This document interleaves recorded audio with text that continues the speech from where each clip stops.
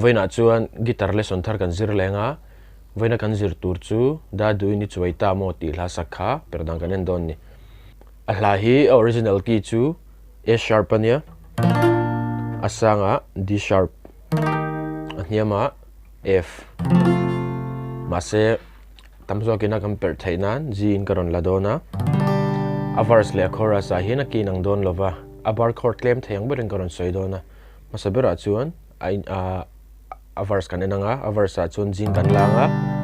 asanga C aniama D minor a B minor hi te pon kan met thei kuzung chalin first second fret first string kuzung la in third fret second string kuzung u in fourth fret fourth string kuzung te in fourth fret third string kha shui li na jen kan strum thlang chuan E minor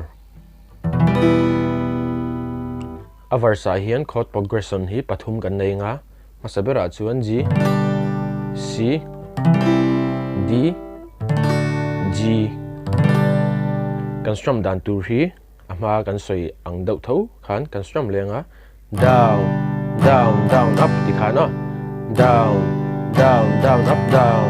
down down up down down down up ti khan down down down up khan kan zom char charang akal dan jong jong ka a first progression ni kan sachinang thin lai lung ruka kim ka don vong vong ti khana kalang chon second progression a chon C D B minor tipon kan met thei kha tipon kan met thei chon E minor tena kan leang lu lo tur D a khan C a kan lu cheng first progression kan zo nu a kan lu lo tur D par mo B minor nang ai reng hia D a kan lut nga langa third progression a kan lut nga lang reng hia D har si lung le na ti khana verse chu kalang va ke kan sanon leang down down down up thin lai lung ruka kim ka don vong vong lua lo tur di par moi nang ai reng hia dia har si lung le na chuan a chorus a kan lu tanga a chorus a hian a ki kan thlak dona chu in kan la to dona asanga A aniam a B B hi tiang kan met thei kuzung chalin second fret first string ai metanga kuzung la in fourth fret fourth string kuzung u in fourth fret third string kuzung te in fourth fret second string kha shui li na jen kan strum thlang A sang ania aniama B tipon kan met thei kan du chuan tipon chuan C sharp minor kan hmanga C sharp minor po hi B minor ang chi khan khami shape ang chi heta B minor ka soi tong kha fourth fret a slide phaila kha C sharp minor aniang chuan F sharp minor kan hmang bokang F sharp minor chu kan barang kuzung chalin second fret ai bar vekanga kuzung u in fourth fret fifth string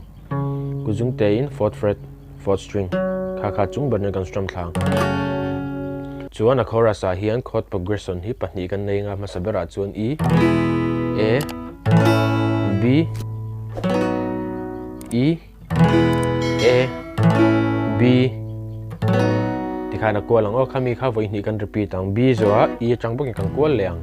kan strum dan tur chu down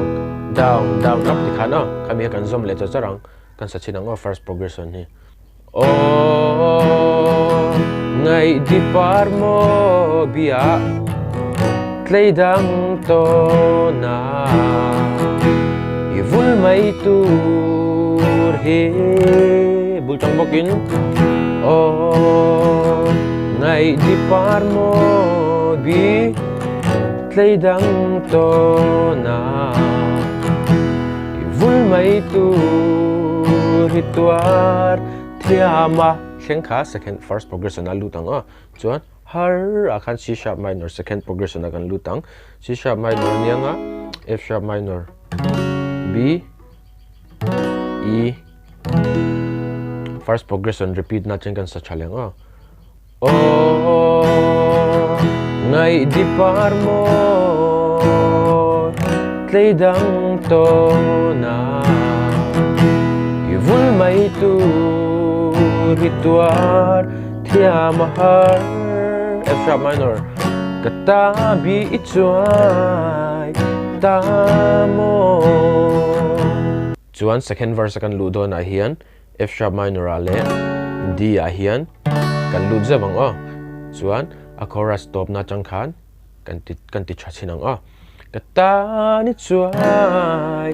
tamo F sharp minor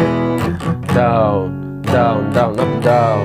down down up second verse alu tang o G changpui kan chan liang angai vikina kal le do ni first verse kan sakang chi khan leng dang chang belin chun sai rel don tamo second progression a ma se kama ngai na che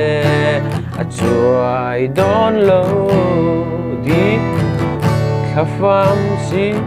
katsan ma chuan chorus po ngai liang o ngai di par mo bia tleidang to na ivul mai tur he I chang bokin o ngai di par mo bi tleidang to na ivul mai tur rituar thiama har C sharp minor har F sharp minor katani chuai bia chuai tamo third verse ai lu le don pon F sharp minor lu le photanga dia G ai chan liang na na na na na na na na na na tikhan a verse ngai le a chorus ang chi che khan a third verse ate po khan kangkal le ve kangkan strum dan po khan ngai le ve kang down down down up tivek khana kal don ni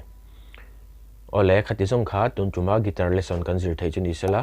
heke video chai tia hlawkpui ne lo nei ni chuan khongen mi lo like mi lo subscribe ve don nia guitar lesson le pe ka kanin hmula chau don nia